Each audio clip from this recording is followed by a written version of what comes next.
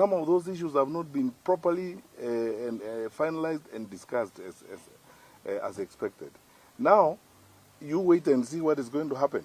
You know, our passport will be downgraded, our travel documents are going to be questioned, and the credibility of the things we do, including our identification documents, is now in jeopardy. Because if every Tom, Dick, and Harry from across the border is going to have our ID cards and so on, it completely weakens the respect we enjoy, the privileges we could be given by others, and of course the strength of our identification documents.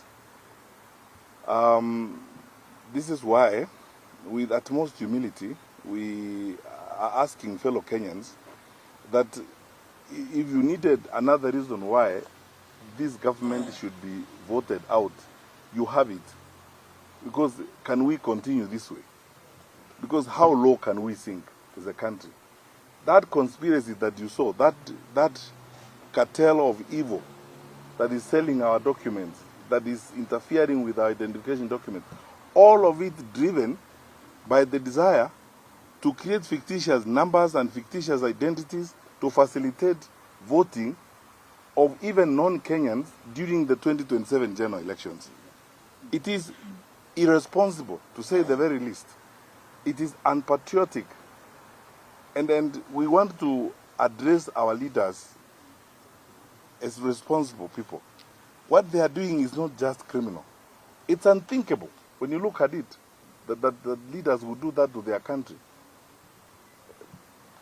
I believe this is something that, if I was president, would not happen, and I would deal with a measure of courageous decisiveness that is needed to clean up that nonsense. We had sorted all these things out when I was in Interior. We had gotten to a point of issuing passports in a day. I spent time myself at the Registrar of Births and Deaths here in Upper Hill to clean up the issuance of birth certificates and death certificates. Together with my colleague Joseph Musheru, the then Cabinet Secretary for ICT, we established systems and worked to clean that place up. Now, it's all back business as usual. So it's a trade going on there, very dangerous criminal trade that's unpatriotic to our country, that in the long run is hurting the credibility of our travel document.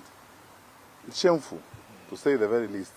And I hope that those in the leadership community, our fellow citizens who hold responsibility on this matter, will decently handle this with the seriousness it requires. I could say more and even use a stronger language, but I'm trying to be a little more restrained.